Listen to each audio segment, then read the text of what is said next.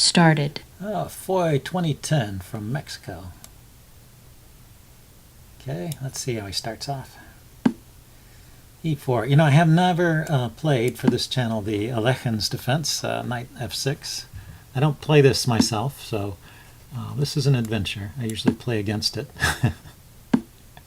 But I've seen it played enough times, I suppose I know what to do for a few moves. That's unusual. Can't the knight just go back where it came from? I mean, d4 was a perfectly good square in the point of, d5 was a perfectly good square in the point of c4 was to chase it away, and now it gets to go back. So now I just develop the other knight. This one's a bit loose, I guess. Is there a tactic? But there's no soft spots in my structure here. So what to do? Maybe d6. I just want to take a few pawns off the board. So there's some open lines. It seems like kind of a stifling structure here.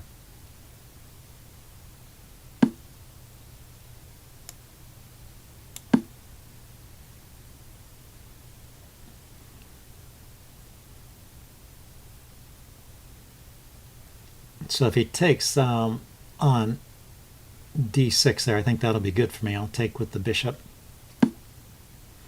So he doesn't take. He challenges my knight on d4, which I have to admit is subject to challenge. Let's develop a piece and defend it for a moment. The other option was just to take the knight. Now that's a pin. But it's not a problem. If he takes, I'll take back with the pawn and get an open file for my rook, which I don't worry about. So let's develop another piece on castle to unpin the knight and see if he wants to give up his bishop in exchange for damaging my pawns. He doesn't. Okay, so I will castle. And now I have what seems like kind of a cramped position. Oh, he did. He went that way. Okay, now I have the bishop pair. That's a something to look forward to. I also have the pawn supporting the knight here now as well as the bishop, so this bishop is free to move. Open file for my rook. And I might just take on e5 there. Although if I take, it leaves me with these doubled pawns which would be isolated, so that's a bit ugly. So maybe taking is not such a great idea. Okay, attacking the loose pawn. I can defend that, and I guess I should. If he takes the knight, okay, so I'm thinking queen d7, knight takes, probably bishop takes to avoid exposing the queen. I don't want to trade queens particularly. It's not necessarily bad, but why not keep the queens on, make it a more interesting game?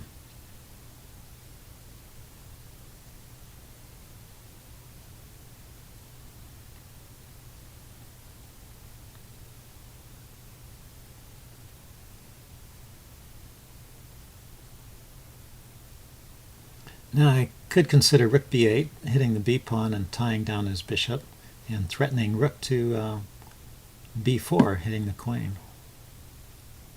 All right, now rook to b8 comes with tempo. Let's see, if he takes the bishop, I take with the queen. That's probably fine for me. Don't mind that. I don't want to take his bishop and bring his knight forward. That's a good square for his knight, attacking my, my bishop on e6, so I definitely don't want to take. He can take, though. And now, if I take with the queen, it leaves this this pawn hanging. So I should probably take with the knight. I had planned to take with the queen, actually. That was my... So now I'm attacking the b-pawn, but I'm no longer threatening rook to b4.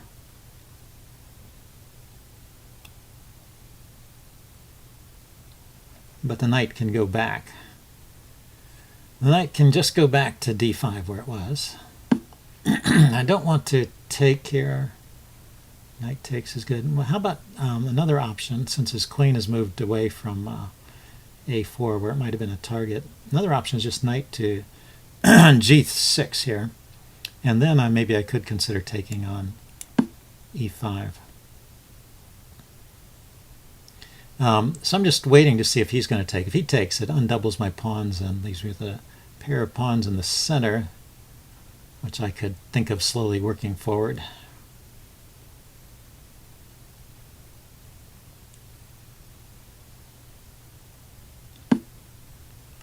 Okay, so he defended the b pawn. Okay, so let's talk about pawn takes. So d takes e5, knight takes, pawn takes. He's got this pawn here, which he can support with f4, and I have these doubled pawns here which seem somewhat weak. So let's not do that. Do I have anything else I could try? How about bishop g4, threatening just to take his knight and then take this pawn.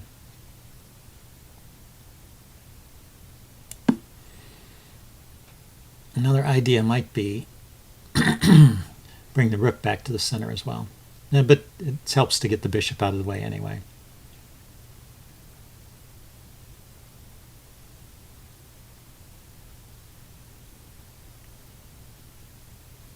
So maybe rook to e8 and rook to d8. Now the queen side seems static. Or I could leave the rooks where they are. Think about pushing a5, a4. But his knight has a4 covered. So that's probably not going to happen. How about c5? c5, pawn takes, leaves me with these doubled pawns. That's not worth it unless I win a pawn over here on the e-file. Okay, so once again, I guess I'm waiting to see what my opponent does. So, but I think probably relocating my rooks to the D and E file is the most logical way to proceed. Let's see, are we still connected?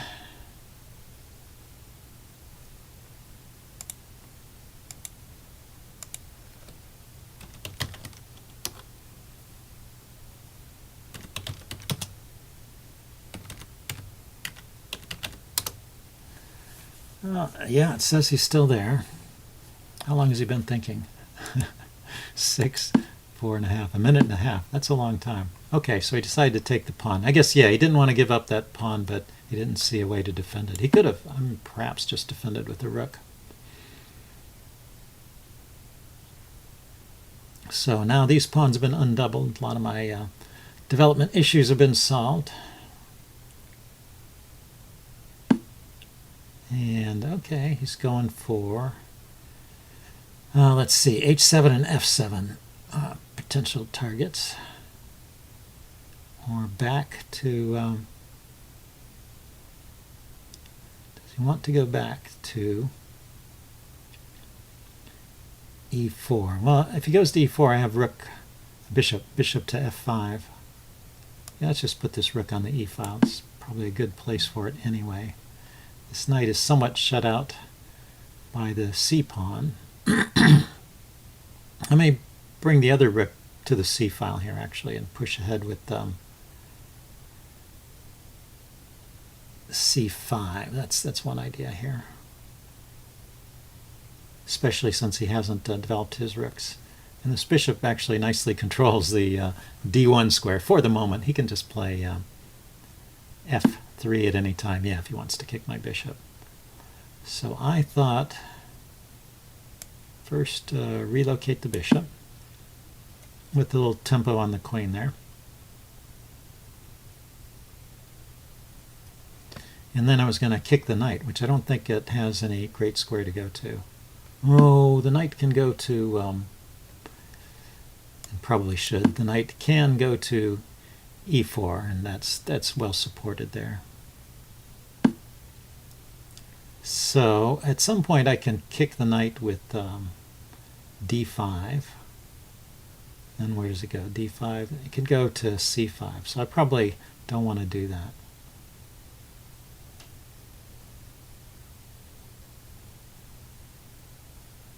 Okay, let's get the rook on the c file like I talked about.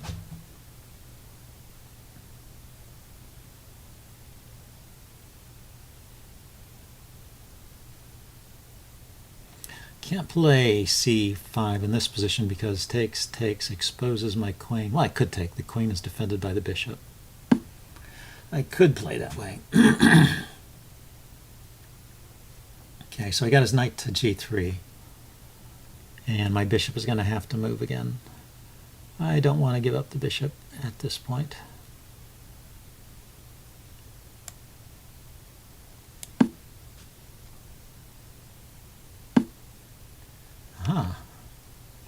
Okay, so if I take, knight takes, bishop takes, queen takes, rook to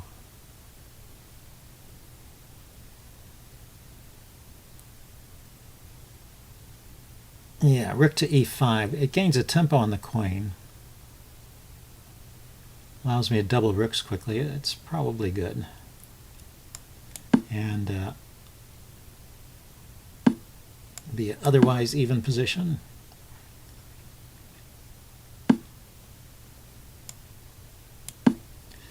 Okay, so where does the queen want to go?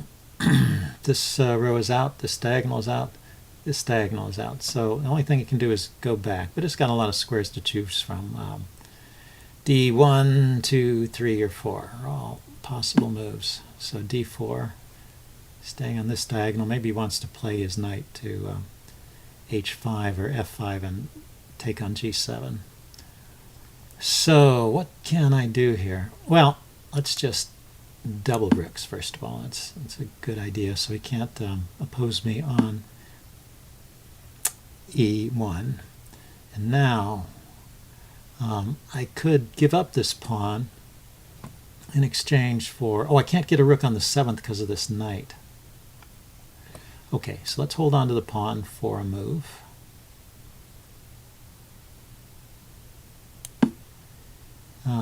Let's see, he can always play F4 here, hitting my rook and chasing it away. So we can win this pawn.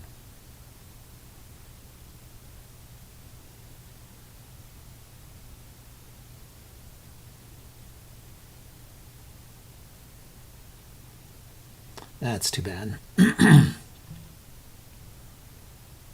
So I probably should have just dropped my rook back. Okay, but he didn't do that. He moved his knight in, which is not a bad move. Now the knight can come here with check. Got to keep that in mind. So for example, if I play knight F4 or knight F6 check, I take it, he takes my knight, and he's messed up my pawns here. So I won't do that. But what else? What else can I do? Well, let's just unpin this way.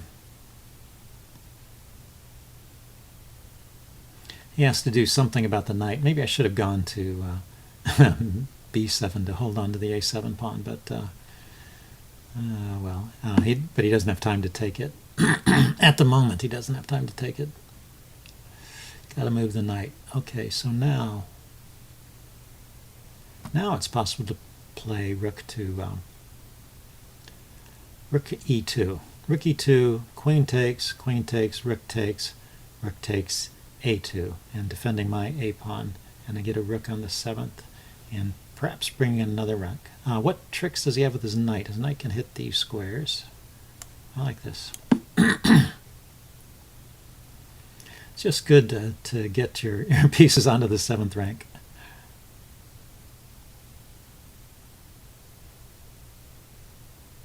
And if I capture A2, then it's not even a pawn sack. So he may think twice about capturing. He may think twice about capturing on D5 there. If he goes to defend A2, that pulls the rook away. If he moves it to A4, that's probably a logical thing to do. I might attack his knight then, maybe rook C2 to attack his knight, and then threaten to bring the other rook to E2. And then I really would have some serious threats on the back rank. So he retreats the knight. Okay, where can the knight go? The knight can go to here or here. Or here, hitting the queen. Oh, that's a trick. So if I take the pawn, then knight here forks my rook and my queen. So can I throw in an intermediate move here?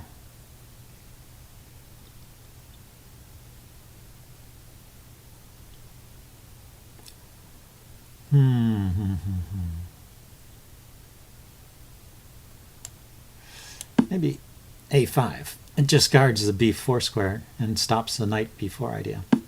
Stops it cold. Okay, so I can take the knight. Probably should, since I want to keep my rook there. And then take here.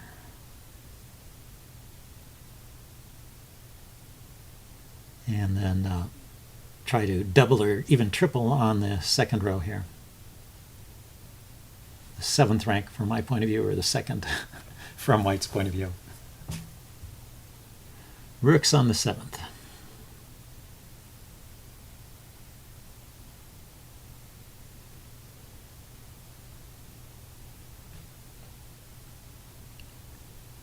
Okay, he's starting to think again. I'll take that as a good sign. Everything seems to be protected at the moment. My weakness here on f7 is not under attack except by the queen. This is defended, that's defended. And, well, he can, of course, stop me from coming to rook e2. Stop me from coming to e2 by playing rook e1. He went after the other rook. Okay, so let's gang up here on the 7th rank. And then he has a check, so I do have to check queen b8. Then I can run to the corner. I think I'm okay there still, because queen b8, he doesn't have a great follow-through. He's on a dark square diagonal. My queen is on, my king will be on a light square. The pawns are protected. So, or I can take, then check, king here, and then he's got a free queen move or rook move. But maybe I can play queen to c2, once again threatening on the 7th rank.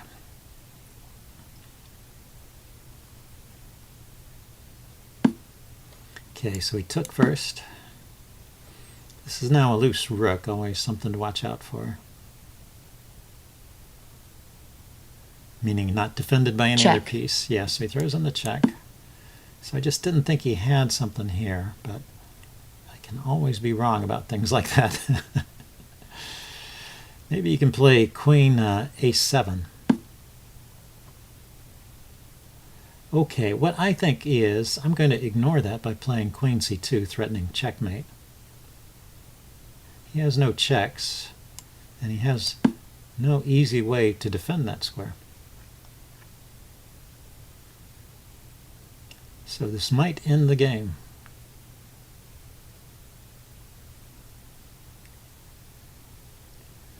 We'll see. 25 seconds to find a way out. There's just no checks from the queen. And queen coming out on this diagonal. Oh, of course, on that he has that square. So what have I got? I can, I need to take here. I can get to this diagonal, I guess. Now my queen, actually I didn't notice this till now, my queen is nicely protecting this diagonal towards the king. White resigns. Okay, yeah, he was running out of time. Plus, I do have a material advantage of 2 pawns at this point. But it can be tricky. If he had time, he might have played on... Because with queens on the board, there are always these potential tricks, perpetual checks and stuff. Anyway, I will upload this and do a post-mortem. See you guys later. Bye.